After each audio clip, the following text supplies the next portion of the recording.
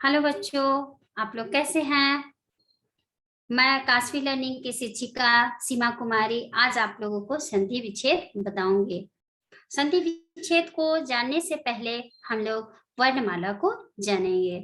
तो जैसे कि आप लोग जानते हैं कि भाषा की सबसे छोटी इकाई को वर्ण कहते हैं और वर्णों के समूह को क्या कहते हैं, वर्णमाला कहते हैं। तो वर्ण के दो भेद होते हैं।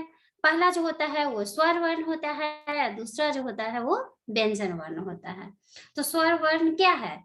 तो स्वर वे वर्ण होते हैं जो बिना किसी दूसरे वर्ण की सहायता के बोले जाते हैं। यानी कि जब स्वर वर्ण का उच्चारण करेंगे तो हमें दूसरे वर्णों की सहायता लेनी नहीं पड़ेगी।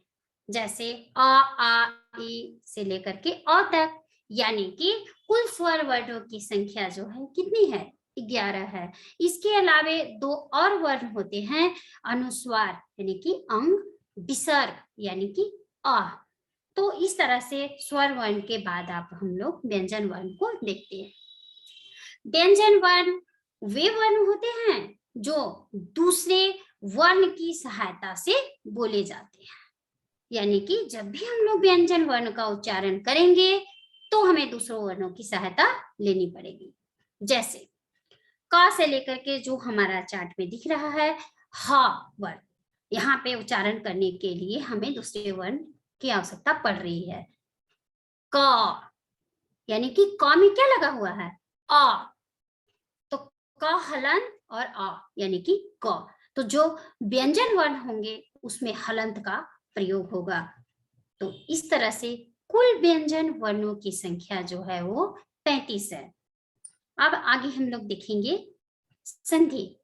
संधि का अर्थ क्या होता है, मेल, जोड़। जब दो शब्द मिलते हैं तो पहले शब्द का अंतिम वर्ण और दूसरे शब्द का पहला वर्ण आपस में मिलकर जो परिवर्तन लाती है उसे हमें संधि कहते हैं।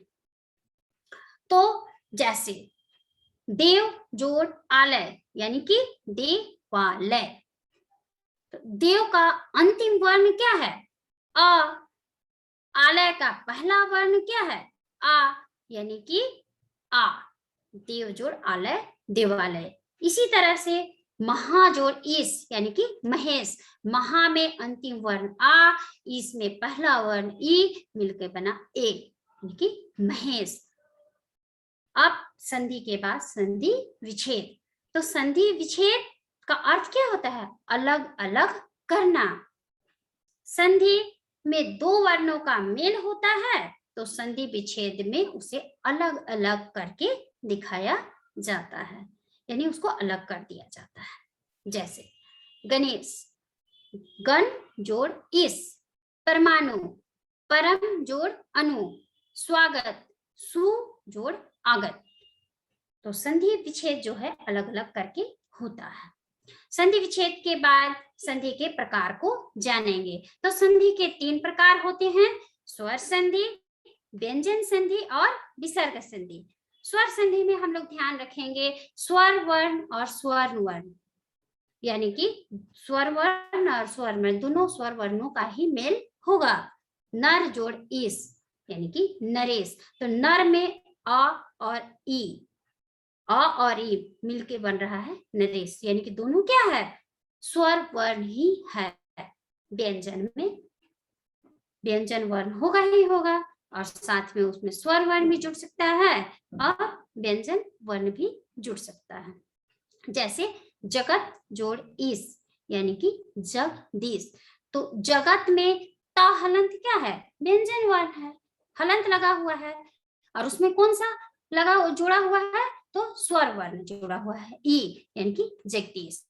तो इसी तरह से जब हम लोग विसर्ग संधि की बात करेंगे तो विसर्ग संधि में भी वही होगा, पहला विसर्ग होगा और साथ में उसका स्वर भी जुड़ सकता है और व्यंजन वर्ण भी जुड़ सकता है। जैसे कि नी जोड़ मल, नी यानी कि विसर्ग हुआ और मल यानी कि स्वर वर्ण हुआ। तो इस तरह से निर्मल का निर्माण हुआ।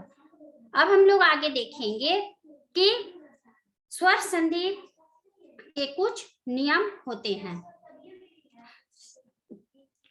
स्वर संधि के कुछ नियम होते हैं जिसको देख करके हम लोग आगे स्वर संधि के द्वारा संधि विच्छेद कर सकते हैं। और इस सब को ध्यान में रख करके आप लोग गृह कार्य आगे कुछ शब्दों को संधि विच्छेद करें। धन्यवाद।